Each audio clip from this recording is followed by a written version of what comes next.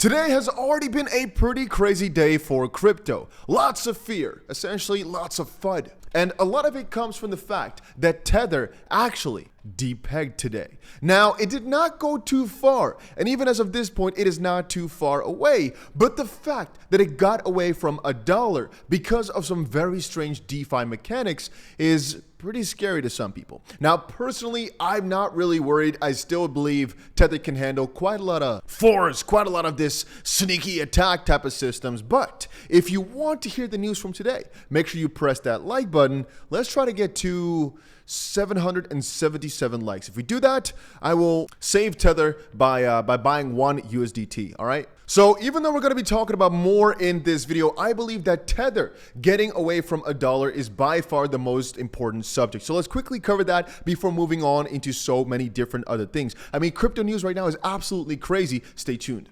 About 12 hours ago, created a new address to deposit 52 million USDC and borrowed 40 million USDT on Ava and Compound, which are DeFi protocols, both of these.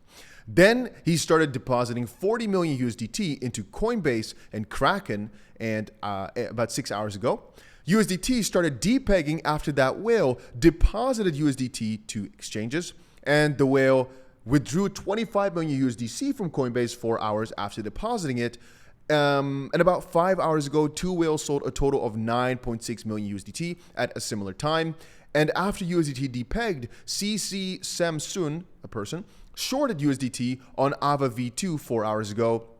Started to borrow USDC from Ava and Compound and buy USDT for arbitrage after CZ Samsun shorted USDT. USDT started back to the peg. Anyway, this is potentially a little bit of a hard to understand story, but it's essentially quite simple. Somebody deposited USDC on a platform and borrowed USDT. So what he then did is he sold all that USDT to get the price down a little bit on the pair, for example, USDT to USDC. And essentially what that does is make your USDC more valuable, and you could potentially short it, another person from that price on downward, or perhaps long USDC, if that's the pair they're choosing to go for. And also potentially by borrowing USDC as of that point, they could also make a quick little bit of profit. Because now if you borrow some USDC, which still has a dollar value of about 1, let's call it, you can now buy yourself some cheap USDT after, of course, you're taking money on shorting the USDT already before that. So basically,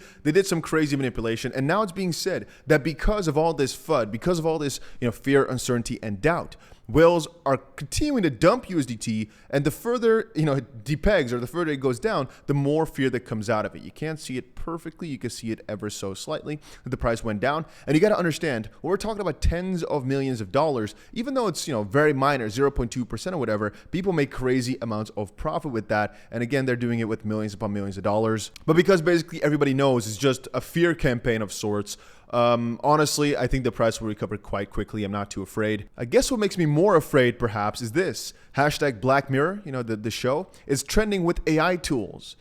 Are we getting to some crazy AI point now where things are about to get very scary? As I also told you, right now I'm in Malaysia, right? And I just met Gary Gensler. Take a look at him right there. In all seriousness, a lot of people said, don't insult the snake like that. And that's a fair point. I should add to that indeed right now there's a lot of fear with USDT. The CEO, however, said basically, bring it on. We're going to roll everything out. Don't worry about it. With that meaning they're going to, if there's any bump that comes in the road, just roll it out, roll it through. They don't give a crap.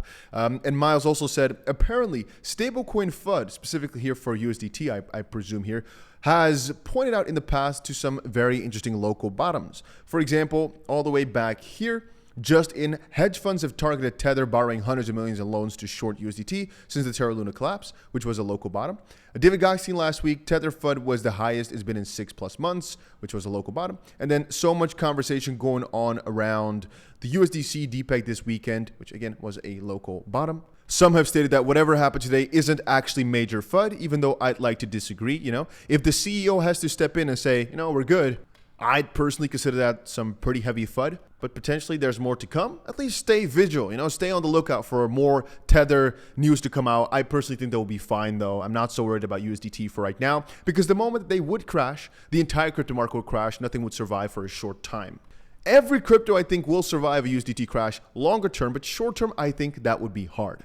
But once more, the crypto market does not need USDT. It will survive. XRP will be fine. Bitcoin will be completely fine. On the short term, though, it might actually hurt it. Now, another thing is one of the craziest pieces that I've been hearing about over the last couple of hours is this. Just in. BlackRock, and this got 2.5 million views, which is wild.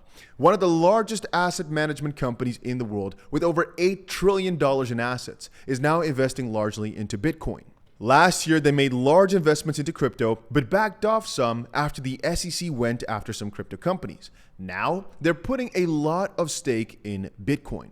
What do they know that we do not know? And as you can see right here, people have been putting up threats about this. So some, of course, are saying, no, go for your precious metals. And AM Glass says, good luck transporting $1 million worth of gold across the border. Honestly, that's one of the big pros to cryptocurrencies. You can move it around the world in a very easy manner, and you can have billions of dollars at it just in your own pockets, basically. No one has to control it for you. You don't need a custody provider, basically, if you want to. And with gold, you gotta almost, right? You can't really store $1 billion worth of physical gold that easily. And a custody provider means you're gonna have to either own that custody, but it's still gonna have to be somewhere, which is more cumbersome.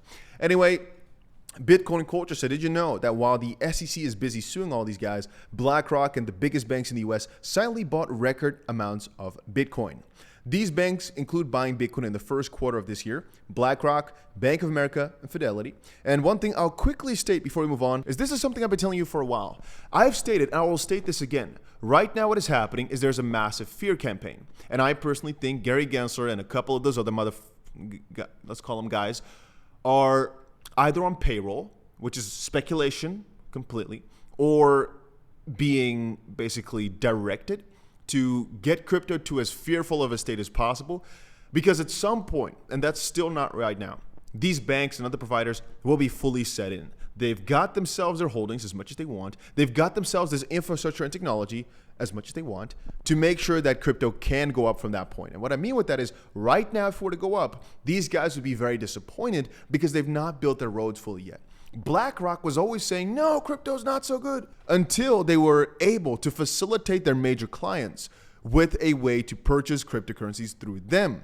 And it makes complete logical sense. You're going to put your money where your mouth is, right? So if these guys are in the traditional banking industry and crypto's hurting that, why would you ever say, no, we support that? Of course not. It's going to hurt your own pockets. So the only moment at which you're going to be really supporting that is the moment you've set your rails up to make sure you can fully make money or fully just benefit, let's call it, from this new wave of something you're going to promote. At least that makes the most amount of sense to me. It says right here, these guys have all been getting themselves some juicy MicroStrategy stock, which obviously is basically like buying Bitcoin, like an ETF almost.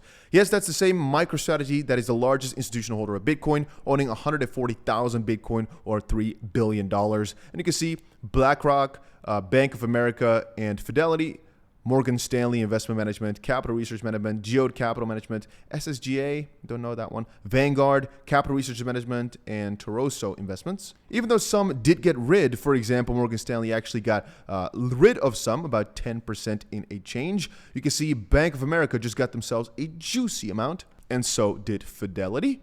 It's kind of interesting that even though they have a market cap of $233 billion, they have asset management of about $3 trillion, and now at least a small percentage of the market cap is in cryptocurrencies at that point. This is it's getting interesting, right? I mean, obviously they've now increased their holdings by about 50,000%, so they finally got themselves a good little chunk. And apparently BlackRock, interestingly, holds 6% stake in MicroStrategy, or $150 million. Still small, but in my opinion, is huge.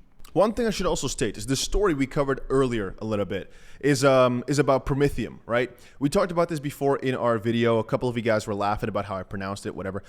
So Eleanor Tourette from Fox said, I closed Twitter for 4 hours and come back to this. The sleuthing skills on here are something else. Read on for more about Promethium, the executives, and the ties to China. Side note, I have scheduled a phone call with Aaron and plan to ask some questions because this is absolutely crazy. You can see it got 2.7 million views for something that was posted today because it is so freaking wild.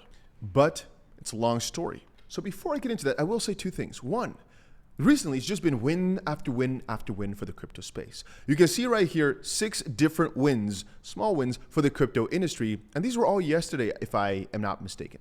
First of all, the SEC wants 120 days to Coinbase's rulemaking deadline, and it shows the SEC is stalling and feeling concerned. The judge ruled the SEC can't shut down Binance US and can't freeze their funds. Beautiful. Hinman's emails revealed the SEC didn't really follow the proper rules and they were just kind of thinking of things on the spot. The Financial Committee hearing on clarity in digital assets went well, and they basically revealed that Gary Gensler told Congress last year he needed legislation to regulate the digital asset industry, yet this year he's saying he doesn't need it. Oopsie on that one. Apparently, Gary Gensler said some things all the way back in 2018 about him saying Bitcoin, Ether, Litecoin, Bitcoin Cash were not securities, which was just found out again right now.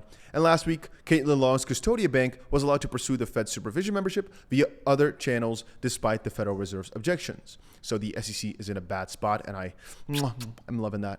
And one additional thing I'd like to say is even though right now, as it stands, I am really not that crazy about meme coins anymore, I've actually bought a couple still over the last couple of days. Let me actually rephrase that. Over the last couple of weeks, I have still been buying, but a lot of them have not just been as hyped up as before.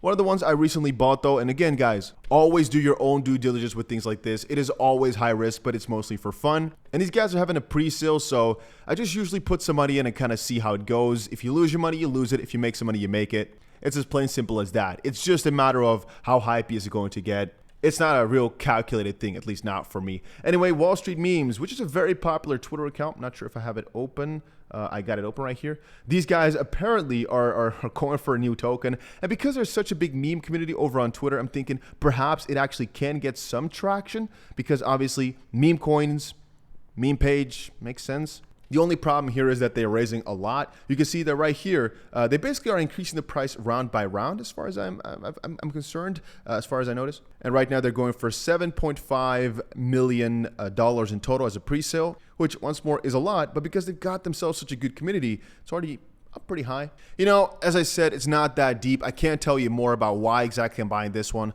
I bought multiple. I didn't even know that. Apparently, one of my friends is actually an ambassador. I kind of wonder exactly what happened there. But I will state one more thing. If you're connecting your wallet to these type of things, what I always do, and this is something that I recommend you guys, is send money. If you are using MetaMask, for example, send some money to the new wallet that you're using to connect to a website like this. Because let's just say they do go rogue, right? You can always revoke permissions, I know, but I'm talking about the moment you send something, the moment you connect, you want it to be a wallet with money that you were basically using for the website and not your entire wallet used for 1,000 different things. Always make sure you do that. It's just something I think not enough people tell you. You know, it's something quite important if you're into the DeFi space that you don't mess up an entire wallet with lots of funds in it. Usually you do something with smaller wallets or one that's just funded for the purpose specifically to make sure you minimize the downside. But again, I'm buying right now this coin just for fun. See what happens because of the way they're positioned in the memes already. What if, right? What if? That's the way I always like to see it. There's a couple of raises that have happened that did not go so well, but a couple of others went exceedingly well. So it's just you try some stuff out. Meme coins though, as I said before, they made a lot of people some good money. So let's just go crazy. Even at a 3x or so, I'm pretty happy still. So whatever. They're saying themselves they're going to make it a pretty big thing. I'd say, let's just see. Anyway, like I was saying, this story is pretty crazy. This Prometheum storyline has got to be the strangest thing I've seen in a while. In this industry, has anyone actually looked into this? It is freaking bizarre.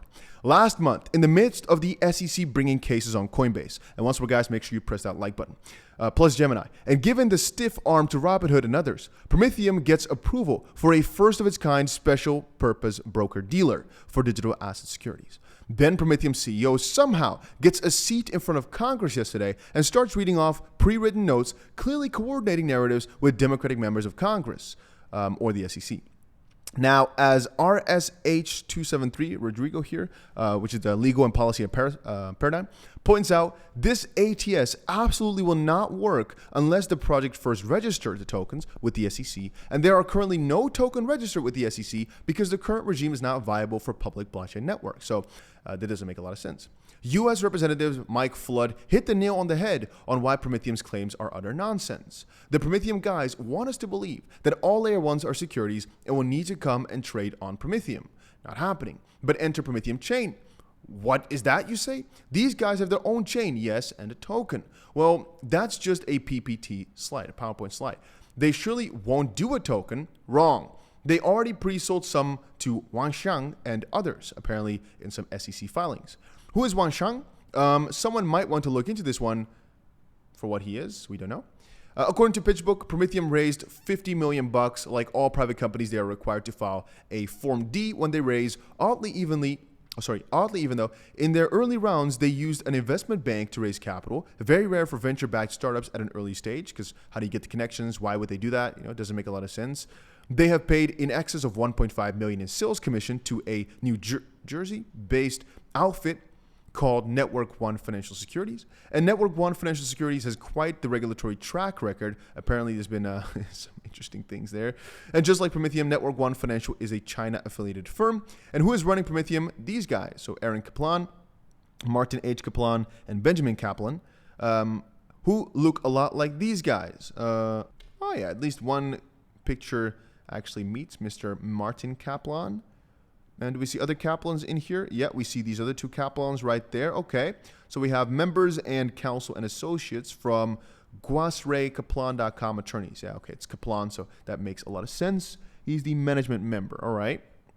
Now, the Kaplans are being held up as security law experts. Two of them went to a now unaccredited law school. Other companies like Coinbase and Gemini have pursued the BD and ATS paths. Those licenses are under current SEC regulations, don't let you do much. The SEC is implying that the Prometheum path solves the regulatory clarity issue, but it doesn't. So what's going on here? Bizarre that this fringe player with no business model is being held up as an example of compliance by the SEC when the actual businesses in the United States can't get a fair shot. An SEC PSYOP to have the Dems oppose McHenry-Thompson market structure bill? It's crazy. Zaid says Kaplan's team received text messages with questions that would next be asked to him. Then talking points and prepared answers were passed to Kaplan himself through a note right before Democrats were called on the floor. Source, I was next to them, and he attaches a picture to state that he saw all of it.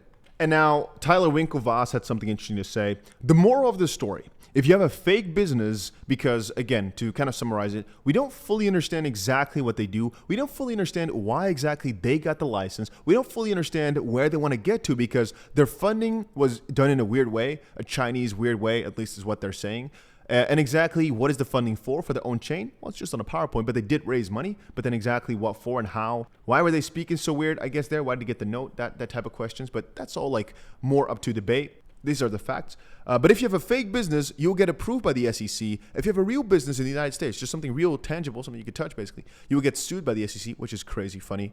And even Cameron, for Winklevoss again, says, Elmao, the SEC greenlit a vaporware BD ATS. And side note, BD, broker-dealer, ATS, is basically after BD as far as I'm concerned. So like the alternative trading systems, I believe, come after you've already registered as a broker-dealer. It's like the next step, but I could be wrong on that. Please don't quote me. To pretend there's a happy path to becoming compliant crypto exchanges, you just can't make this stuff up. Again, point being, people are all quote retweeting this by saying it really doesn't make a lot of sense exactly what happened here, and nobody seems to understand exactly what's happening, except for the fact that this is BS. People are diving deeper and deeper every couple of hours as crazy things are being found out about this. And I think if we look back at this in the next 2 days, it's going to get pretty wild just how deep this rabbit hole goes. This, again, could be scary for the SEC because potentially there is additional crazy things that happen in the background. Again, not just between the SEC and Ethereum, but potentially even more with this whole situation with the Kaplans or Kaplans, whatever. I don't care how they're called. The plot thickens. I got a tip that this guy, Kaplan's lobbyist, is a D-lobbyist and member of the DNC, and that diligence on Kaplan's firm goes to a law school. What's up? And apparently this tweet was deleted by somebody, by Mike. Yeah, I don't know what that was about.